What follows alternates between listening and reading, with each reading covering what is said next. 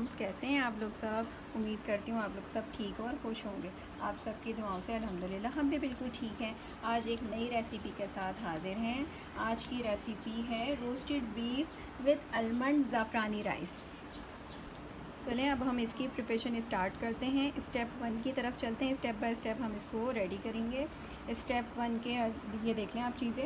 ये बीफ है 1 पीस, इसका तकरीबन वेट होगा 3 पाव के करीब, 377 ग्राम। और उसके अलावा ये देखें, ये सॉल्ट है 1 टीस्पून, जिंजर गार्लिक पेस्ट है 1 teaspoon ginger, 1 teaspoon garlic, 2 teaspoon बन गया, 2 टीस्पून ये पेस्ट है जिंजर गार्लिक। उसके अलावा ये विनेगर है, विनेगर आप ले लें 2 टेबल स्पून के करीब। अब हम इसको इसमें डालकर इसकी प्रिपरेशन स्टार्ट करते हैं। अब इन सब चीज़ों को हम इसमें डालते हैं। ये देखें, ये सॉल्ट डाला हमने, ये अदरक लहसुन का पेस्ट, ठीक है। इसके अलावा ये सिरका भी हम इसमें डाल देंगे। इससे क्या होता है, ये अब अच्छी तरीके से हम इसको हर जगह अच्छी तरीके से ये इसमें हम मलना है इसको अपने हाथों से हमें, क्योंकि इससे क्या होगा कि इसका पानी और स्मेल जो भी कुछ होगा ना, वो सब 1 आवर इसको रखेंगे तो ये 1 घंटे में ये सब इसका पानी और खून, ब्लड जो भी इसके अंदर होगा, स्मेल कुछ लोगों को पसंद नहीं होती तो वो रिलीज़ हो जाएगा। तो फिर हम जब उसके बाद मिलते हैं। ये देखें, इसको तकरीबन 1 घंटा हो गया है। इसने देखें काफ़ी सारा पानी रिलीज़ कर दिया है। ये देखें, अब हम इसको वॉश कर लेंगे। वॉश करने के लिए मैंने एक बाउल में पानी ले लिया है।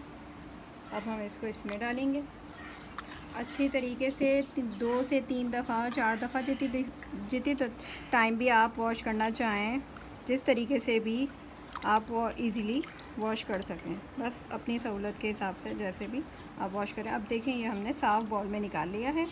अब हम सेकंड स्टेप की तरफ चलते हैं। अब हम अपने सेकंड स्टेप की तरफ चलते हैं। ये इंग्रेडिएंट्स हैं, ये सब आप नोट कर लीजिए। ये 1 टेबल स्पून के करीब कुटी हुई लाल मिर्चें हैं। ये 2 टेबल स्पून पिसी हुई लाल मिर्चें हैं। ये 1 टीस्पून अपने टेस्ट के अकॉर्डिंग नमक। ये जर्दे का रंग है चुटकी भर, और ये अजवाइन है चुटकी भर। ये हल्दी है 1 टीस्पून। ये सोया सॉस है 1 टीस्पून। ये चिली सॉस है 1 टीस्पून। ये हाफ़ टी स्पून के करीब तकरीबन जायफल जवतरी है। और ये जिंजर गार्लिक पेस्ट है 1 teaspoon ginger paste, 1 teaspoon garlic paste, half प्याली दही है। ये धनिया पाउडर है 2 टेबल स्पून के करीब। ये गरम मसाला पाउडर है 1 टीस्पून। और ये टोमेटो केचप है 2 टेबल स्पून। और ये हाफ़ लेमन। चलें अब हम स्टेप 3 की तरफ चलते हैं। ये सारी इंग्रेडिएंट जो है हमें दही में डालनी है, ठीक है। अब हम एक एक करके सारी इंग्रेडिएंट दही में डालेंगे।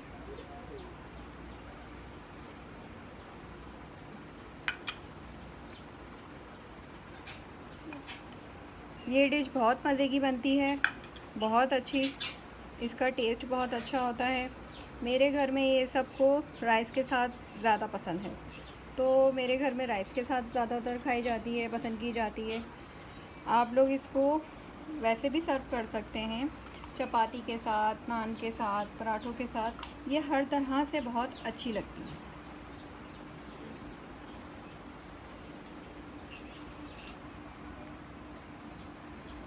ये देखें, एक एक करके मैंने इसमें सारे इंग्रेडिएंट डाल दिए हैं।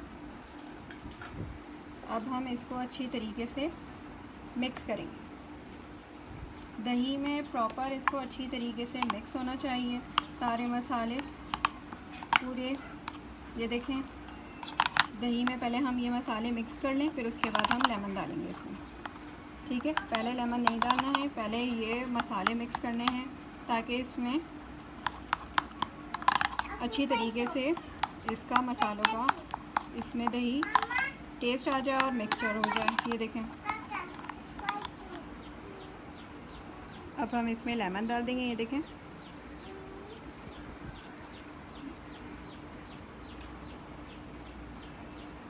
अब मिक्स करेंगे दोबारा से। अच्छी तरीके से।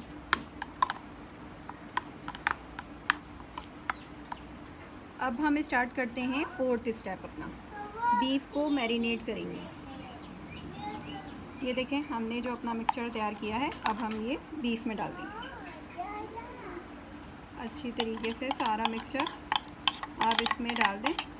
चमचे से इतना अच्छा नहीं मिक्स हो पाता बीफ पर, तो आप हाथ से यूज़ कर सकते हैं। हाथ से अच्छी तरीके से आप इसको मैरिनेट कर दें। मैरिनेशन का भी टाइम बहुत ज़्यादा मायने रखता है। जितना ज़्यादा टाइम मैरिनेशन का होगा उतना अच्छा और जूसी बनेगा ये। मैरिनेशन जो है आप 1 आवर, 2 आवर, 3 आवर, ज़्यादा से ज़्यादा टाइम का मैरिनेशन जितना अच्छा होता है ना, उतना ही खाने में मज़ेदार टेस्ट आता है। ये देखें हमने ये इस पर मसाला अच्छी तरीके से लगा दिया है। मसाला लगाने के बाद अब हम इसको मैरिनेशन के लिए तकरीबन 3 घंटे के लिए, 3 आवर्स के लिए हम रख देंगे। फिर मिलते हैं हम 3 आवर्स पर। ये देखें इसको 3 से 4 घंटे हो गए हैं मैरिनेशन होते हुए। तो अब हम कुकिंग स्टार्ट करते हैं। इसके लिए हमने पैन लिया है, नॉन स्टिक कढ़ाई। अब हम इसमें 2 टेबल स्पून के करीब ऑयल डालेंगे। ये ऑयल इसमें इतना काफ़ी होगा।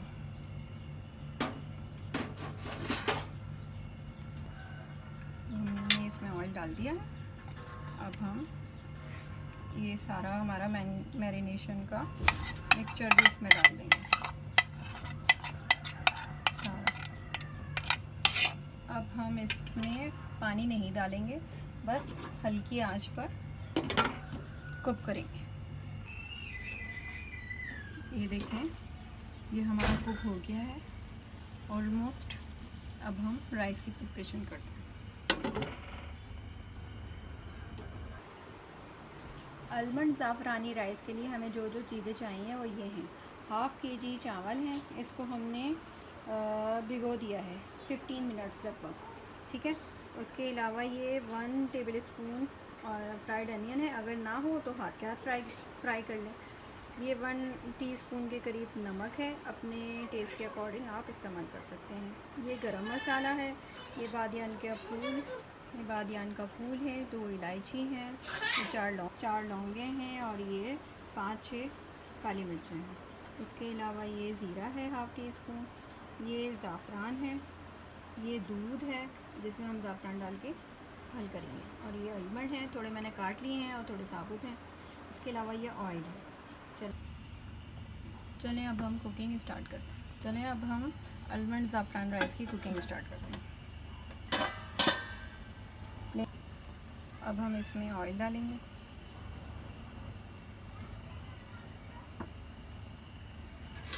इसमें ऑयल डालेंगे। अब ज़ीरा डालेंगे, ये साबुत गरम मसाला डालेंगे।